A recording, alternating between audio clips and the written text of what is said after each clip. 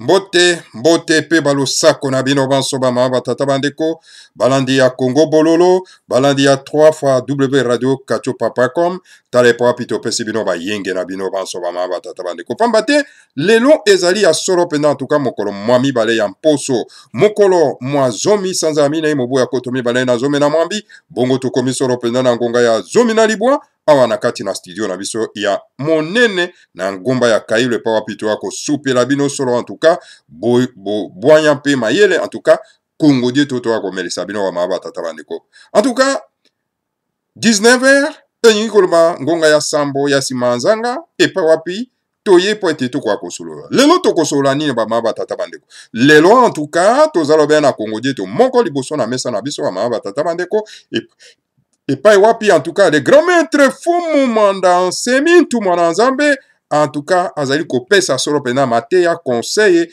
na bandeko na biso banso bazana kati na bundu dia Congo pe bazana kati na bundu dia Mayala bama batata bandeko deux grandes organisations bama batata bandeko ya munene na kati na kachopa bama batata bandeko oyo mokile sila jamais komona yango bama batata bandeko. Est-ce que bino bosibo yoka déjà na kati na kachopa ya kati un parti politique eza ko bengama na lokota ya bakoko na biso bosibo yoka yango botangela nga ata moko ezate bundu dia Mayala branche politique.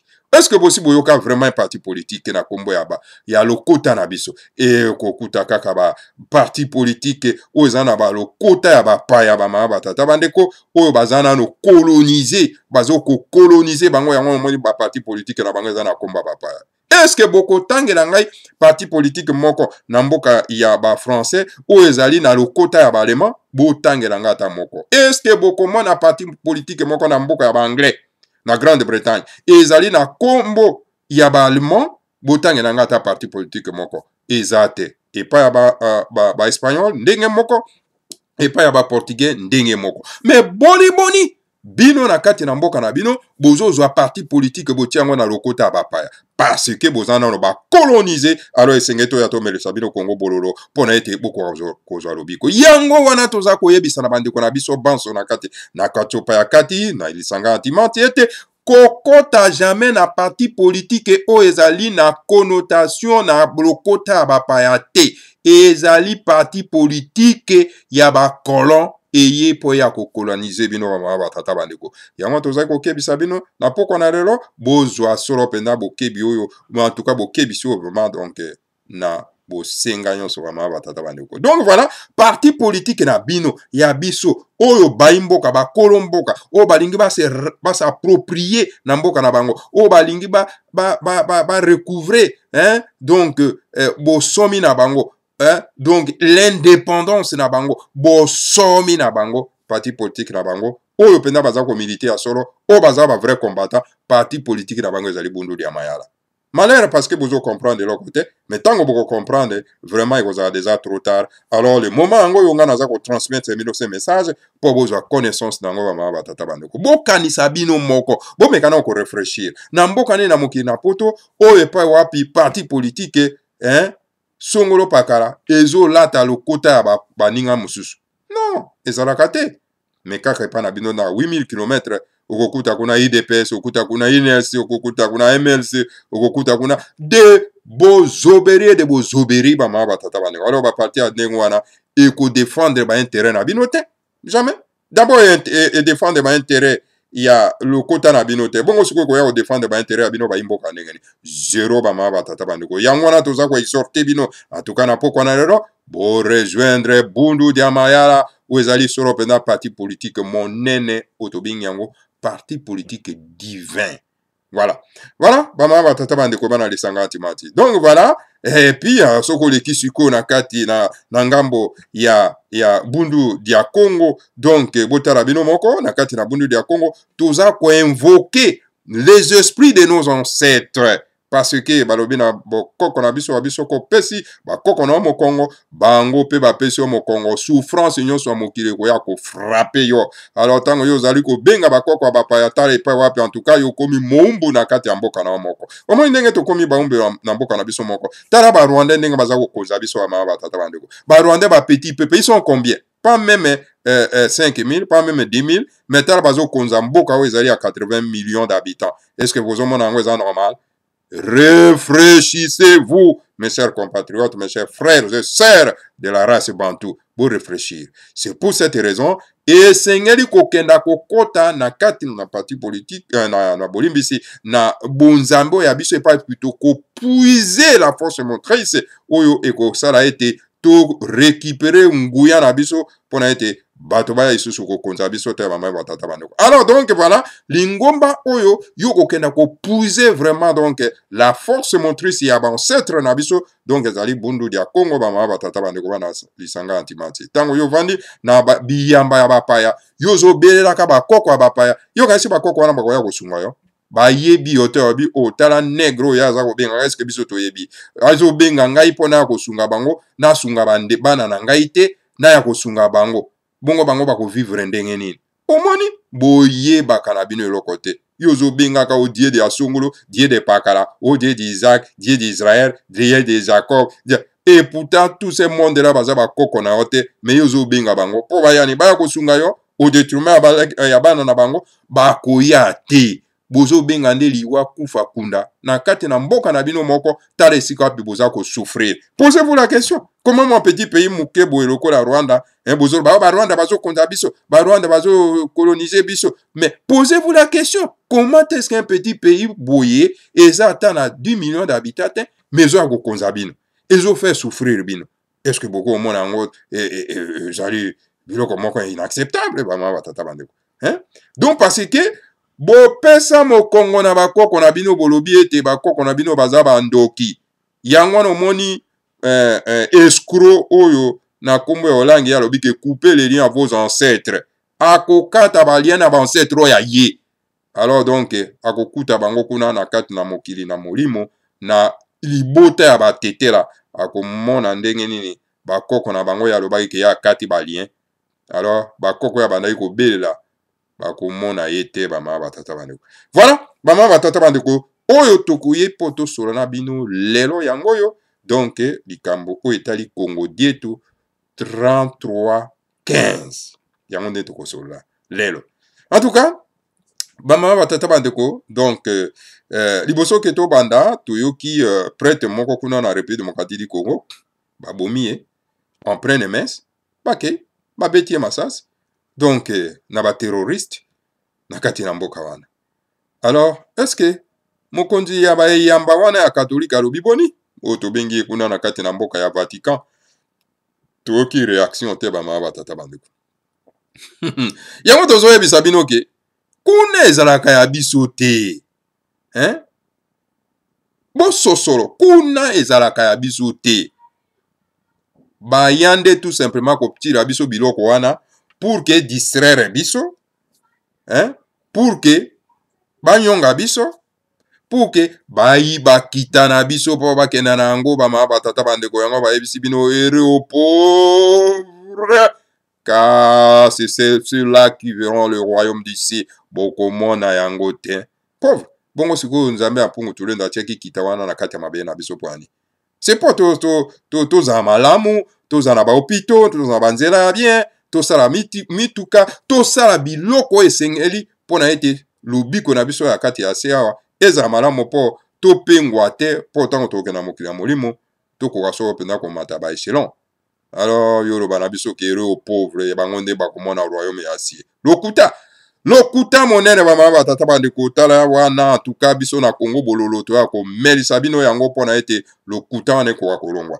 Donc voilà, ba mama batata bandeko, donc lelo toyi kotangela bino Congo dietu. Twana kaka information tonge ko pesa bino kaka moko yango wana, hein?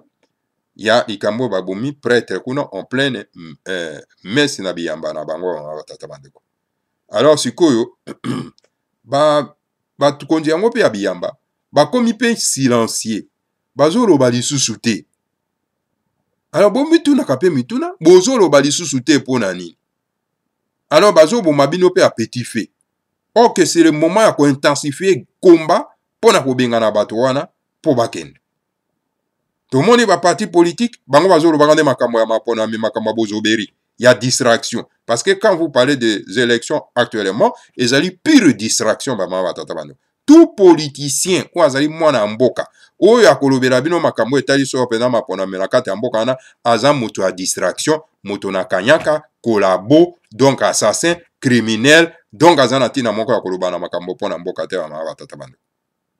Donc, un politicien nyonso tout, oyo azali so pena bolingo ya mboka wana, akolobela nde likambo etali soulèvement populaire. Lisikulu na ye, kaka likambo etali soulèvement populaire. Pona nini soulèvement populaire? Pona kobengana mopaya oyo tobengi Hippolyte Kanambe, oyo aza na kati na bokonzi na kati na mboka wana, na mboko ezali ya ye te bamama batata bandeko. Soulèvement populaire parce que akokenda na maponami te, akokenda solo pena en tout cas na botomboki ya baimboka. Soulèvement populaire lingi koloba botomboki ya baimboka, baimboka batomboki. Balobi to lingi lisusu te parce que pouvoir ezake pa a peuple. Okokende bamama batata bandeko bana lisanga atimati. Donc voilà, oyo wana ezali eloko naza ko interpréter na babiyamba, batu bakonzi ya biyamba. Bobandi mosala, mais bokoba. Bokomi su kozonga sima ndenge ni. Balesi bino kanyaka to boni. Alors donc c'est le moment que jamais pona ko éviter l'éclatement ya donc ya mboka wana ya kimbambala wana et ya te na précipitation bamama batata bandeko. Bamama batata bandeko lelo na ye na Congo dieto ya les grands maîtres tokozala pena mokuse po tokoka kopesa bino yango totanga yango pamba te mikolo mutaki koleka bamama batata bandeko babruyi esalemaki awa bamama batata bandeko. Makelele na wenze esalemi awa, makelele na wenze esalemi awa. Alors donc il fallait mokonzi ya lingomba oyo tobengi bundu dia mayala pe bundu dia Congo abeta mbata likolo na mesa po atia ordre parce que désordre leki trop bamama batata bandeko. Bato baza mikolo me baza kotia désordre na kati na esika ya moto et pourtant kolo nango aza nao na bomoi bamama batata bandeko. Alors le grand maître Fumanda Semi abeti loboko na mesa. Alors donc, ordre kwa kokota na kati na lisanga na yeba bamama batata bandeko. Donc voilà, yango wana akomi Congo dieto oyo na kotangela bino yango sikoyo bamama batata bandeko. Bongo tosala analyse pe commentaire na yango bamama batata bandeko. Liboso natangela ki bino Congo dieto ya 3276 et pa wa prodika ki ba conseil na moyo na kati na Congo dieto oyo a répéter lisusu le même conseil et pour abi tokotanga yango lisusu po ete tokoka kokoba bamama batata bandeko po to tourner page oyo po ete tokoka solo penda kotala liboso bamama batata bandeko. Le grand maître de la sagesse Congo rappelle certains sages conseils aux membres du mouvement politico-religieux Bundu dia Kinabi et Bundu dia Congo. Nous rappelons que le Congo dieto numéro 3276 n'était pas piraté et que le conseil qui contient reste d'actualité. Tozali koyebisa na bino ete Congo dieto motango tu kotomi sato na kama mibale na tuku sambo na motoba ezali Congo dieto ya lokuta te. Alors na kati na yango mateya oyo epesamaki wana babengi conseil na lokomba papaya ezali toujours na actualité. Mateya epesamelaki wana ezali toujours yango wana tikino lelo. Voilà, le grand maître Fumanda Semi m'a rappelé parce que ayokaki na matoi na ye bato ya mauvaise langue balobi ete non Congo dieto oyo le grand maître Fumanda Semi akomaki il y a 3276 et que ezali ye moto akomaki te ezalaki piraté bato mosusu nde bakomi etc. bamama batata bandeko. Mais lorsque vous commencez à mettre des doutes au chef oyo bino boza kolanda, donc chef wana aza lisusu na confiance na bino lisusu te. Tango yo komi ko mettre doute na mokonzi oyo asali eloko tobengi bundu dia mayala oyo asali eloko tobengi bundu dia Congo, cela veut dire koza lisusu na confiance na ete. Alors, ce cause est sous la confiance n'a été. Alors, tina moko ya koza na kati ya lisanga wana ezali te. Il faut se retirer. Il faut se retirer parce que vous n'avez plus la confiance au guide. Ango, ngo, ngo. Vous n'avez plus la confiance. Donc, il faut que se retirer. Parce que vous avez lisanga, vous avez la confiance dans ngote. Bazara na lisanga, oyo yo za na confiance na ngo, po za na confiance na mokonzi na maye oyo azali kokoma. Bande konanga. Moto atanga ka le grand maître Fumumanda Nsemi akoyeba soro penza lolenge na ye akomaka. Akoyeba fil d'idée ya le grand maître. Akotanga oyo makomi oyo ezali agre grand maître. Te oyo makomi ezali agre grand maître te. À moins que peut-être otanga kana yote ndio koyeba makanisi ya les grands maîtres te ba watata bande. Mais biso bato totanga ka trop de Congo dieto to yebi de fil d'idée. Il y a les grands maîtres Fumumanda Nsemi, c'est pour cette raison to tire kango ata doute mon côté ceux qui to moni Congo dieto ba watata bande. Donc les grands maîtres a combien wa a rappeler na bandeko pour être bandeko ya mauvaise langue. Balobaki ete Congo dieto oya komaki wana ezali ete moto akomaki ezande moto mosusu. C'est pour cette raison tango bakotanga batangaka Congo dieto yango ole batanga yango mobimba bazotanga yango mokuse. Pona nini ils n'ont pas de confiance ya Congo dieto o écrit par oyo bango bazolo bakaza mokonzi na bango ba batata bandeko. Mais c'est grave. Ezali grave ba batata bandeko soki bato bazako se comporter ndenge wana. Nazoko. Mbuta Ndombe est maintenu représentant du parti Bundu Dia Mayala en Europe comme prévu dans l'organigramme de crise en vigueur. Il est le chef suprême de tous les représentants de chaque pays d'Europe parce que nous voulons que chaque pays d'Europe ait un représentant de notre parti. Nakanisi bolaninga pena na bokebi na esika wana ba batata bandeko parce que esengeli bandeko na biso bakoka solo penza kolanda ngai na bokebi penza soki natangi malamu te alors boko webisa ngai ke non esika wana otangaki malamu te hein bongo nakoki kozonga. En dehors de cela, le Congo dieto numéro 3276 reste valable. Voilà. Bama batata bandeko bana lisanga atimati. Tozongla nono na esika wana oyo na otiko kotanga o na lobi ete soki bandeko bayoki ngai malamu te bakoka koyebisa ngai. Tikanga na limbola ngona na lingala. Le grand maître Fumumanda Nsemi alobi boye. Mbuta Ndombe ye atikali na esika na ye wana. Ya représenté à Bundu Dia Mayala na kati na mukili na Europa. Lokola ndenge zali prévu na kati organisme na organigramme ya crise otozana yango na kati ya mboka. Atikali mokonzi ya ba représentant nyoso ya mboka ya Europe. Mokonzi ya ba représentant nyoso na mukili na Europe. Parce que tolingi ete na kati na bamboka ya Europa ya mindele tozalaka na un représentant oyo ya biso ya parti politique etobengi Bundu Dia Mayala. Bolandi yango malamu ba tata bande. Alors donc ba oyo batiaki en doute l'autorité ya Mbuta Ndombe hein na adjoint na ye Mbuta Ndombasi nakanisi lelo esengeli bakoka solo pena tuka kokanga bambanga na bango bama batata bandeko parce que mokonzi alobi. Donc mokolo lingomba alobi. Le propriétaire n'est pas de Bundu Dia Mayala, le Bundu Dia Congo, c'est Fumumanda Nsemi et c'est pour cette raison quand il parle tout le monde doit se soumettre. Motonyo se sengeli à se soumettre. Oui, mokonzi. Oui, mokonzi. Oui, mokonzi. Poye moka lobaki ke bolanda ngai comme un cadavre. suivez-moi comme un cadavre. Bama batata bandeko. Bolanda ngai comme un cadavre. Soki na lobi likambo, yango nde esengeli bo tosa yango.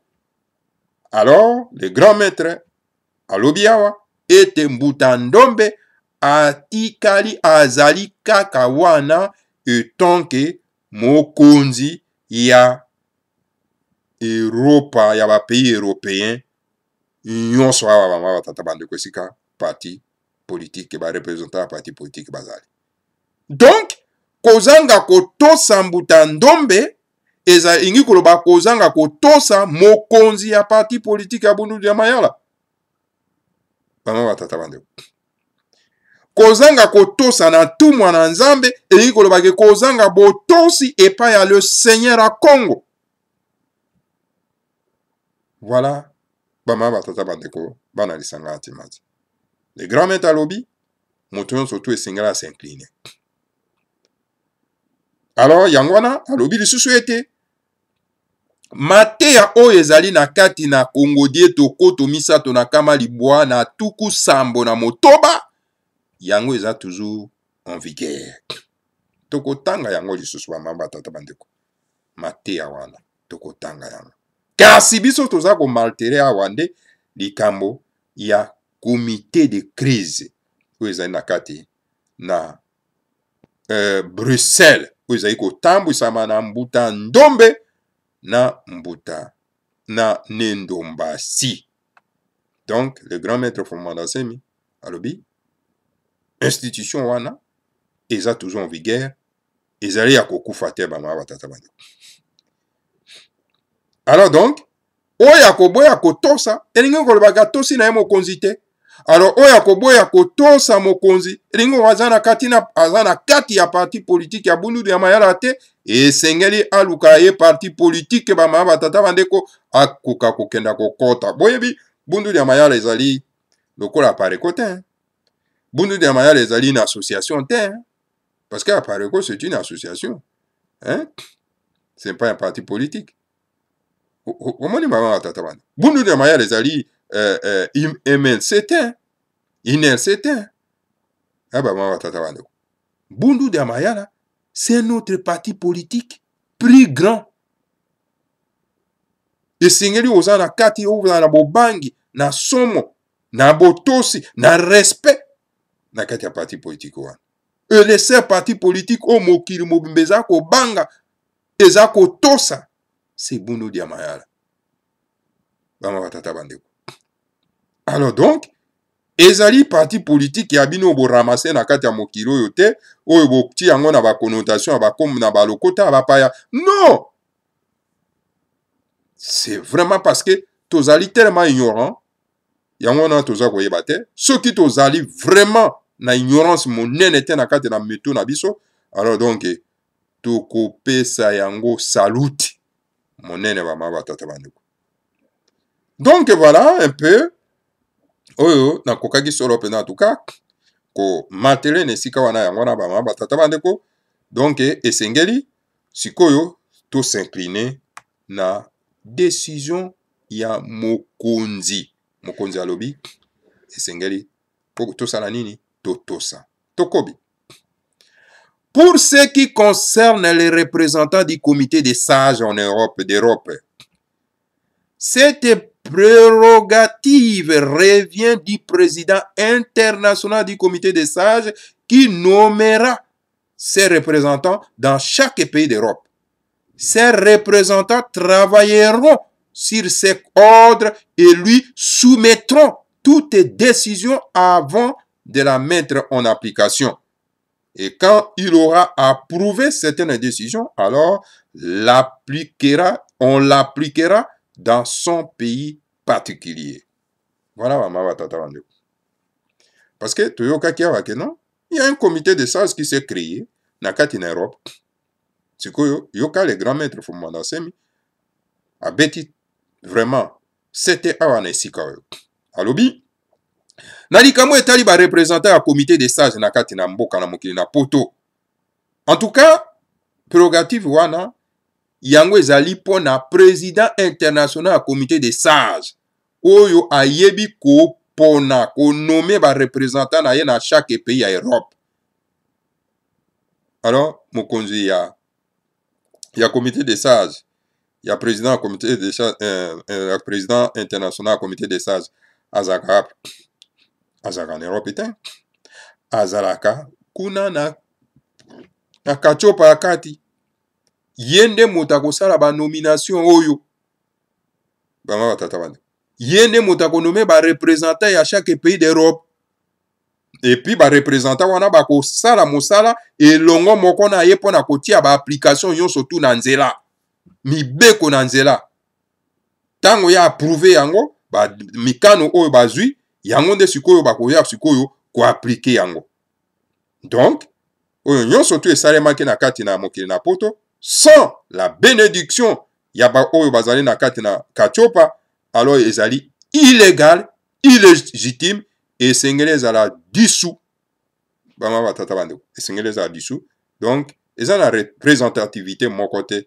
Alors donc jusqu'à ce que mokonzi ya comité des sages international akoka konome pe kozwa mokano ya kotia na mboka donc comité des sages plutôt ya chaque pays d'Europe.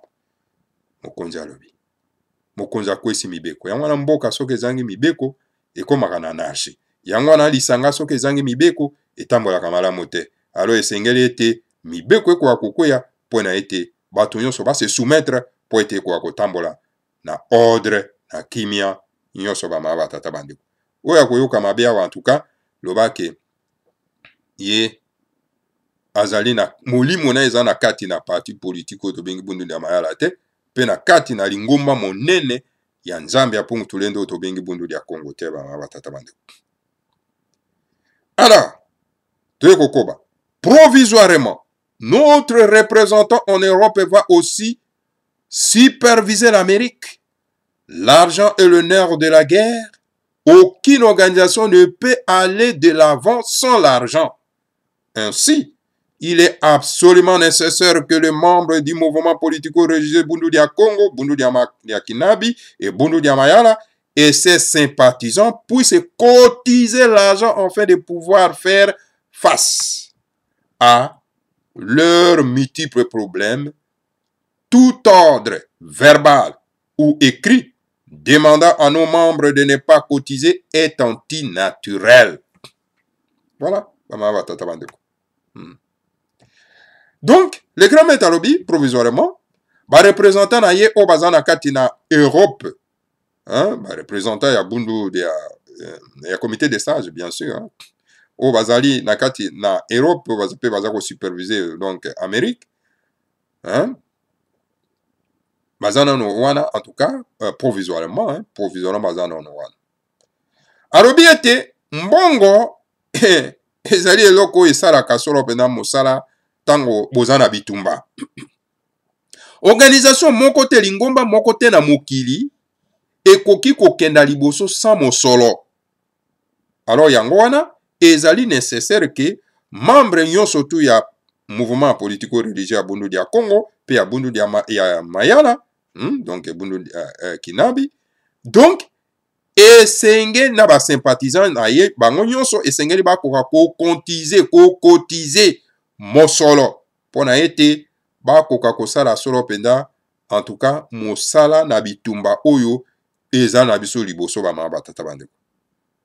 Ordre nyonso tu ya maloba pe ya makomi oyo ezosala ke babengisa ba membre ba cotiser te ezali solo penda ordre moko ya mabe ya kosakana te ba batata bandeko. Parce que le drame est akomi wana parce que eza na ba mauvaise langue mosusu bakomaki ba makomi na bango ete ba membre ba cotiser te po fumu mwanase mais aza na besoin na mosolo te. Ana besoin mosolo te bitumbo aza kobunda makasi ezosenga mosolo ifezala bongo makomi aza kokoma soki mosolo eza te oncle bakosomba yango ndenge nini bama batata bandeko. Donc dire que ba cotiser te, c'est-à-dire que yo oza kobundisa Bundu dia Mayala ekoka kobunda bitumbo aza kobunda na yango te, donc e disparaître ekufa parce que mosolo nde ezosala ke en tout cas parti politique kwa kotambola malamu pe koka kubunda bitumba oyo défi oyo tozana yango liboso yako luka ko zongisa bosomi na biso oyo bayibi yango na bapaya. Alors wana na esika wana yo meka ko mituna yo ndeko, est-ce que ozali vraiment na ngambo ya bitumba oyo ou bien ozali na ngambo ya banguna oyo baza ko konza mboka na biso pe baza ko luka ko détruire yango. Ainsi, voici le contenu du Congo Diète au 32-76. Vous le savez. Awa nasina tanga ki yango kasi nga nazo tangela bino kaka nazo ko rappeler yango kaka rapidement ma tata bande. Vous le savez qu'au pays la République démocratique du Congo, Bundu Dia Mayala est reconnu par le peuple congolais être le parti d'avant-garde qui lutte pour le recouvrement de la souveraineté d'État de la République démocratique du Congo. Boyebi, il n'y a qu'un seul parti politique na kati ya mboka. Tobingi yango Bundu Dia Mayala. Yango ezali le seul parti politique où ezako bunda bitumba pona ete to kokasoro ponza ko récupérer bo somi na biso oyo baye ko botora yango na bapaya. C'est ça. Est-ce que yomoni Bundu Dia Mayala ezolo mama kama ba élection mapona me? Yango ezolo mama kama mapona me te. Yango ezoko lobake Congo Congolais, Rwanda au Rwanda. Ça y po ayebi ke bapaya bazana kati esengeli bazonge pa na bango. Pe yango kaka nde eza koloba likambo etali soulèvement populaire oyo epa wapi ba parti politique musu bakanga bambanga na bango balobaka te. Avec les étrangers à la tête du pays, avec les étrangers dans l'armée, avec les étrangers dans la police, avec les terroristes partis dans toutes les institutions en air, etc. Et le seul parti politique qui parle, n'ose pas, de soulèvement populaire, c'est Bundu Dia Mayala. Alors, un parti politique ya lolenge oyo bongo boko kapenda donc ko sakana nango ba mama batata bandeko non donc ezali normal te ba mama batata bandeko na esbino eza normal te donc en d'autres termes hein botikana continuer na yebisa bino ke na sina tanga ki yango. Mais na continue toujours, en d'autres termes, Bundu Dia Mayala est le parti d'avant-garde de Bolim Sibamaba Tatabandeko, donc page Ezako Kimangai, et Sengena Tanga intégralement, hein, donc Ndenge le grand maître a commis, hein, pour que et Kokasoro en tout cas, Kozwa, hein, Koko Sote Bama Batata Bandeko. Il faut n'attendre intégralement d'engue à commis parce que lettre par lettre. En d'autres termes, parce que pas je bandaille toujours au Kima, en d'autres termes, Bundu Dia Mayala est le parti d'avant-garde qui veut voir un président congolais à la tête de l'État congolais. Naturellement, cela ne va pas plaire aux Tutsi-Rwandais qui veulent coloniser la République démocratique du Congo. Donc voilà. Donc, Bundu Dia Mayala ezali parti politique ou ezako bunda bitumba ya solo ou ezali boso IDPS ité INLCT MLCT appareil côté bango bazame pas liboso parce qu'il ne parle pas de soulèvement populaire, il parle de maponami etc. des bêtises comme ça. Donc yango ezali boso ou epa wapi ezako bunda bitumba ya ko récupérer bosomi. Alors bato bazako konza mboka na biso bazaba paya bakoki jamais vraiment kolinga parti politique oyo pambate bango bazana likani sobele ya kokonza ko coloniser la République démocratique du Congo. Ils vont donc gesticuler et pousser Y et Z à faire des choses qui vont montrer que les torchons brillent au sein du BDM, mais peine perdue parce que le Bundu Dia Mayala restera fidèle à son option de recouvrer la souveraineté d'État de la République démocratique du Congo. Donc, ça va par tous les moyens. Pour batindika groupe oyo, bakeba sombi groupe oyo, bakeba opposer bango na groupe oyo ezali fidèle, alors pour que distraction koka kokota, alors donc bakolonga te, bama batata bandeko, jusqu'à ce que Bundu Dia Mayala eko récupérer bo somi ya République démocratique du Congo.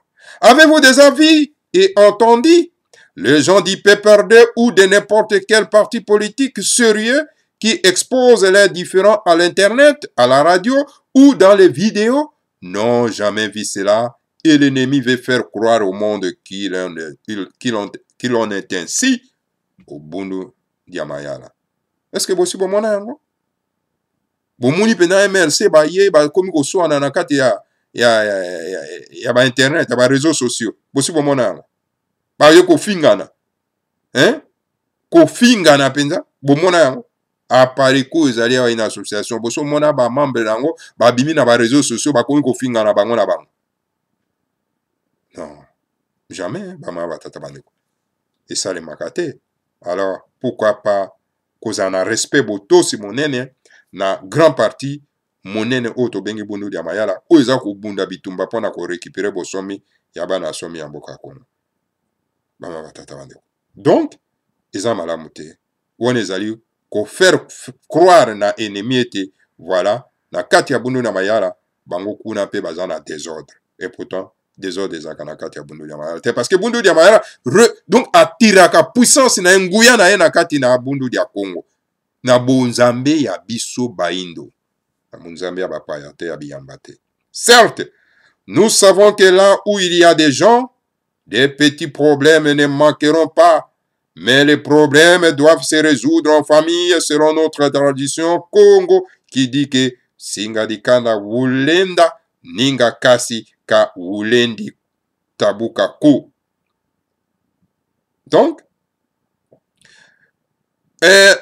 na kati ya solo penza en tout cas toyebi yango malamu ete esika bato bazalaka en tout cas ba problème ezangaka te lingomba nyonso ya mokili ba problème ezangaka te kasi tokoluka kaka solution ya korésoudre yango na kati na libota na lolenge ya bokoko na biso ozomona donc yango balobi na biso ete singa libota et benanaka kasi katanaka te.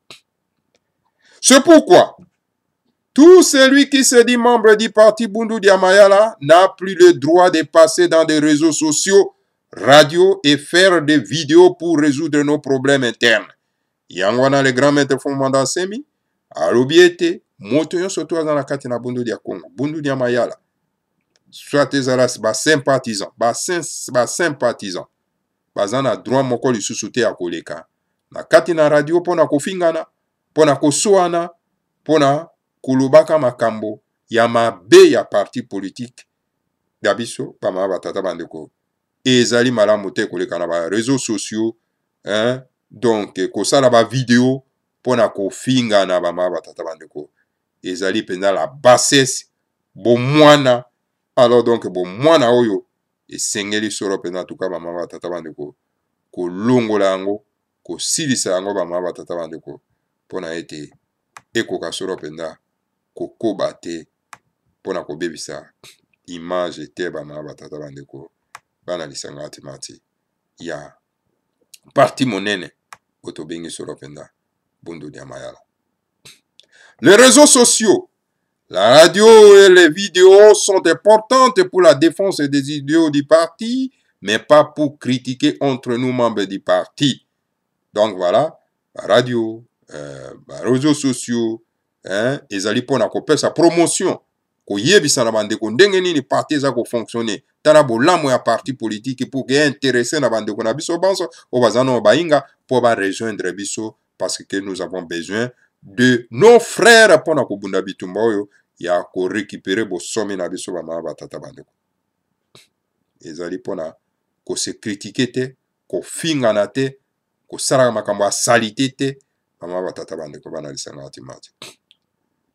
Nous ordonnons en Mbuta Sita Soni Zeno, Mbuta Ndombe, Mbuta Ndombasi et du docteur Kibembe de se mettre autour d'une même table et de faire des nominations des représentants du parti BDM de chaque pays d'Europe et d'Amérique. Zorangango Elendo, Tulombele, Ingeta, Ibobo. Donc, on a rappelé Binokaka tout simplement parce que Nasina Tangaki Congo Dieto, Bama Tatabandeko, la fois passée, on a rappelé Ango Kaka, yango moni ke na kei mbangu po ete na kwa kosilisa yango parce que nasi nalobelaki yango banga batata bando yango wana donc le grand maître Fumumanda Nsemi asengi solo pena en tout cas na Mbuta Sita Soni Zeno na Mbuta Ndombe Mbuta Ndombasi na Dr Kibembe bakoka kovanda na mesa moko pona ete bakoka kosala ba nomination esika moko pona ete parti Bundu dia Mayala ekoka kotambola malamu na kati na mokili na Europe pe na mokili na Amerika. Donc voilà, bama batata bandeko bana lisanga antimati. Donc voilà, alors les grands maîtres Fumumanda Nsemi étant que Mokonzi a ordonné bama batata bandeko pona ete bandeko na biso banso bakoka solo penda en tout cas ko yeba likambo ete donc ba réseaux sociaux eza pona kosala ba critique te. Donc esengeli sikoyo bakonzi wana oyo bazali na kati ya mokili na Europe bakoka kofanda basangana pona ete basala ba nomination oyo ekorépondre na moto nyonso tu na kati ya parti bama batata bandeko. Donc voilà, bama batata bandeko oyo tokoyoka lisusu moto mosusu aye lisusu na ba réseaux sociaux pona kofingana pona kose critiquer pona koloba na mabe ya YX. Alors donc wana ingo ko bata tosi na ye mokonzi te. Alors tango yo manquer respect na mokonzi oyo biso banso tozo landa donc o manquer pe respect na biso nyonso to esengeli to telemela yo bama batata bandeko. Toyokaki ba mauvaise langue wabi non Congo dieto oyo ezali tricage donc Fumumanda Nsemi azo komana ye ba Congo dieto te etc. Donc voilà oyo moto ya koyi koloba bongo à moins que peut-être azala moto ya ANR ya organisation terroriste ya Kalunda Motob parce que ce sont là ce bato wana ba terroriste wana bango babanga kaka parti oyo tobengi Bundu dia Mayala babanga kaka mokonzi ya Bundu dia Mayala tobengi Fumumanda Nsemi. Alors pona ke bakoka ko gagner bato na bango baza ko manipuler alors esengeli sikoyo ba diaboliser donc ces grands partis ba diaboliser c'est tout mon nzambe pour que bango bakoka kozwa espace ya kosala lokuta na bango bama batata bango. Alors toute personne waza na kati na mouvement oyo na kati na parti oyo pe aza koloba ke mai oyo ezali oyo toza kotanga awa ekomami na les grands maîtres Fumumanda Nsemi te. Alors donc c'est une personne de mauvaise foi, il est dangereux, il est l'ennemi. Il y a Bundu dia Mayala, donc azanaye donc membre il y a ANR et organisation terroriste ya Kalunda Motob alias Kalev. Voilà, bama batata bandeko bana lisanga antimanti o na yaki pona kopesa bino en tout cas na poko lelo yangwana tokutana bino lisusu na mbala nsima. Alors donc oyo azali na motema ya kososola na bongo ya kososola kwa kososola azali na motema kondima. Alors voilà, tika ete nzambe ya pongo tolendo akoka kopambola bino apambola Fumumanda Nsemi pe apambola la République fédérale du Congo. Matondo Ingeta Ibobo.